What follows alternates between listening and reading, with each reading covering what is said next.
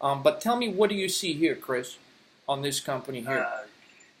IPGP, what do they do? Well, honestly, a lot of times this is sort of the last question that I ask myself. I typically try to study the graphs first and Okay. see if there is an opportunity within the graph.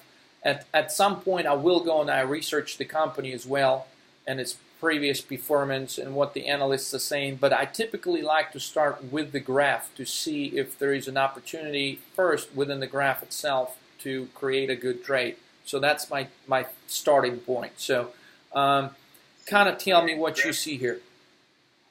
you've got a graph for a week, and Okay. in the last day being Friday, there are huge volumes compared to the rest of the week, Okay. um, and a huge low with a rebound to a high and then another low again. Okay. So, Typically, let me help you out with one thing, Chris, which I didn't cover that with you yet. So when you see this little light bulb, or at least on my screen, and you see this number here, that means the company has reported their earnings. And looking at this, see, it's Friday, so we're not talking about the previous day on Thursday. So this appears to me that the company reported their earnings on Friday morning. Okay, so Friday morning, this company comes out, it announces the earnings, and this is the price reaction to the earnings announcement. So take a first, dive then.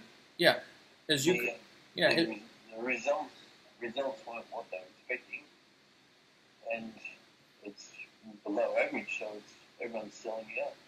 right. But what do you like? Let's say, looking at this, what is your perception? What do you think? Um, where do you think the stock is going when the market opens on Tuesday? And give me maybe a couple of your Um, thoughts on why. it's bouncing, so it's gone to the low of 226 on Friday, so it's at a 239 now. Educated guess would be it'd go down to about a 230, 235 somewhere, and then go up again. Okay, and if these are your thoughts and you're correct, what is your strategy?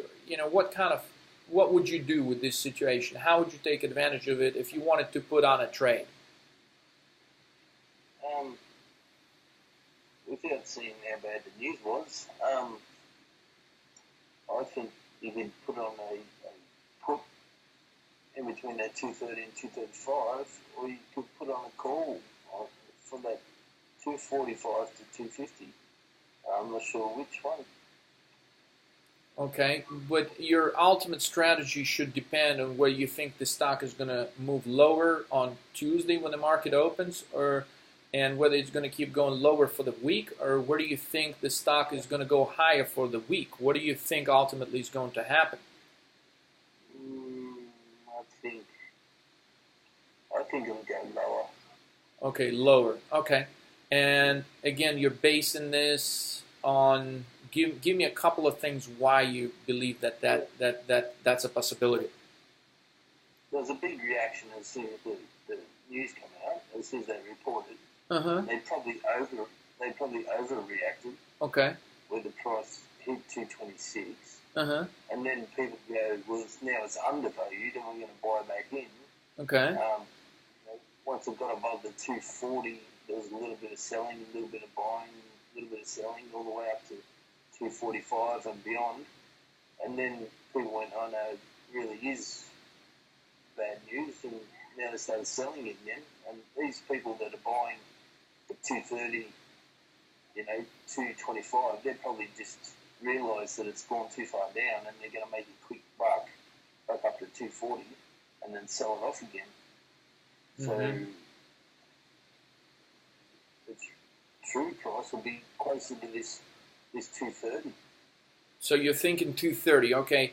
And if you were right now, if we were to do some more searching, and if you were absolutely certain it was going to hit 230 at some point next week, what type of put would you be buying? I'll be buying a put for 232, or yeah, maybe even 228 or something like that. But if you only think it's only going to fall to 230, at that point you think maybe some bargain hunters are going to jump out and start buying it again. If you think it's not going to go below 230, at what level does it make sense to buy the put? Well, 235 is pretty safe, but 232. There you go. There you go. So let's do this. Why don't you write this strategy down? Because this is actually the first strategy you're sort of, developing on your own here. Well, I'm asking you questions and you're actually giving good answers, and so, but write this down. So next week, this is kind of your first project on your own, okay? Write down this sticker, IPGP, okay? And I want you to follow this stock very closely next week, and I want you to see whether you are right or wrong. And right now I'm going to give you a couple of other pointers to kind of, or a couple other things where I would go to try to see if this was a good idea to actually, when the market opens on Tuesday, if we should be following this stock. If we should actually be putting this trade in real life. Okay, so the second place I would go, okay, is I want to look at some more charts, okay, and so I would be going here, IPGP, and I'm going to look at a longer time frame chart so I get an idea of what's actually, yeah, so, alright, so I'm going to pull this up, and I want you to tell me, what do you see? Well, let's just scroll up a little bit. I can't quite see the bottom. So September, when is that? 170. Last year. Yeah, about, yeah, right here, 160, 170. So it goes from 160 to, what do you see? So the 50-day moving average, at 230, it's going to hit that 50-day moving average, isn't it? Or is it 236? I can't read that. This black ink right here is 239. The moving average is 235.92. And as you can see, well, I'm not going to say anything. Just go ahead and try to do your analysis here. Once it gets through that 50-day moving average, people are going to freak out a bit and probably sell it off a bit more than normal. Okay. So it's got potential to get to that 230, and yeah, it wouldn't be unheard of to go 10% below that 50-day moving average. They've done it in December. Right. Done again in February, which right. wasn't that long ago. So do you think ultimately could actually revisit this level of 221? Yeah, why not? Okay. All right. I think that's a good observation. What else are you seeing here? Volumes. There's a huge volume selling on the last day, which is when it done the reporting. Okay, good.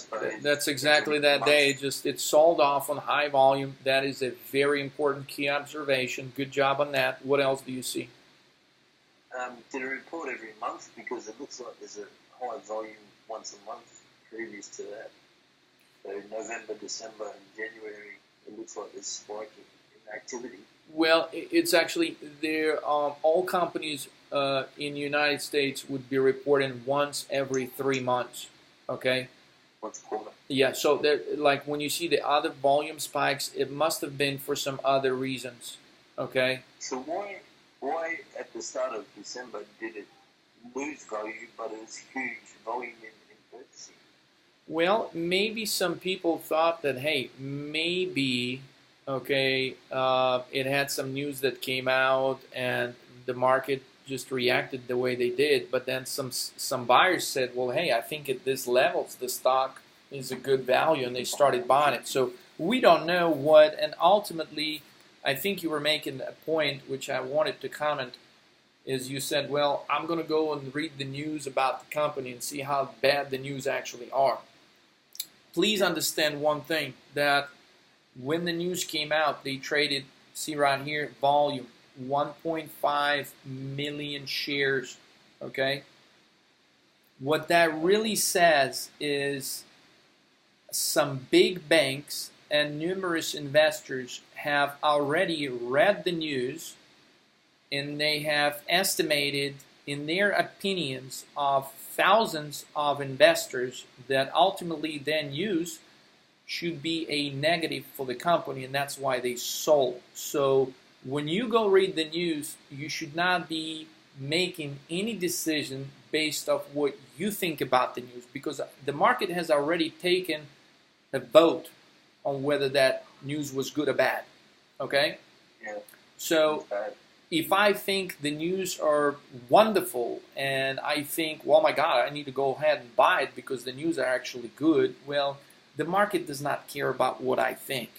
The market already showed what they think about the situation. So the actual news themselves, I would be giving them very, very little impact on my decision, because I should be based on my decision on what the market is telling me they're going to do and what they've done, not what I think about the news. Does that make sense?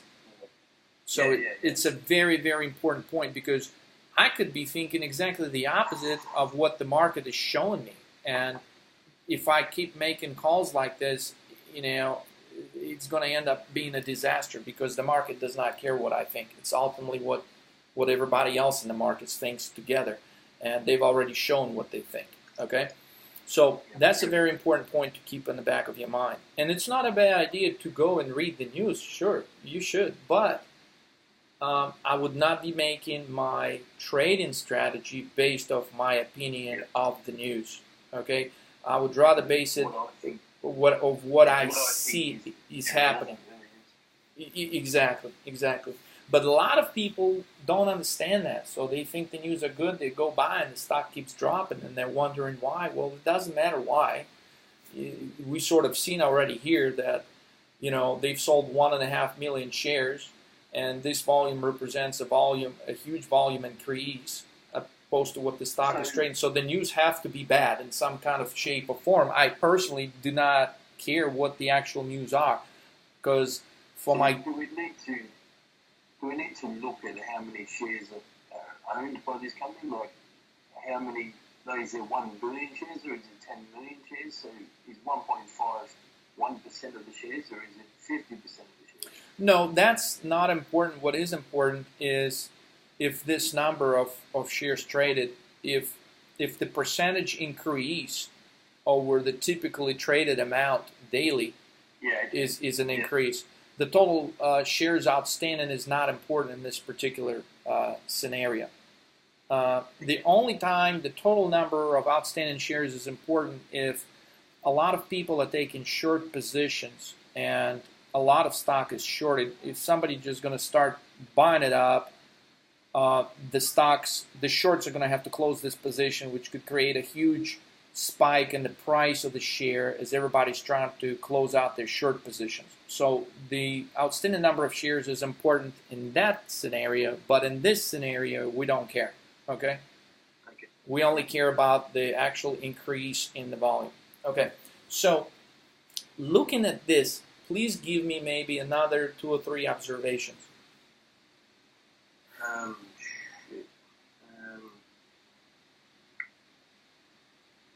And could you please write this down? You've pointed out so far 2 very important things that were bearish. Okay, I actually see some things that may not be bearish here, but I want to have you write them down separately. Okay, so right now, point number 1, the stock is dropping on earnings report, and it is breaking through its 50-day moving average. So that would be a bearish sign. So write that down. The stock is breaking through a 50-day moving average. Bear sign number 1.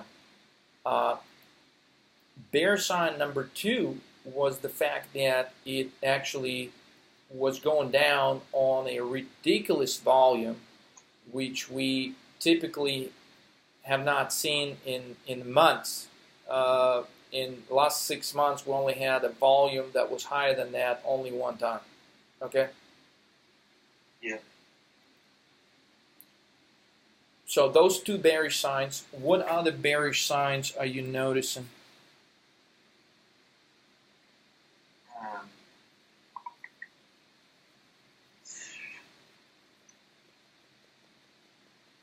If you were to look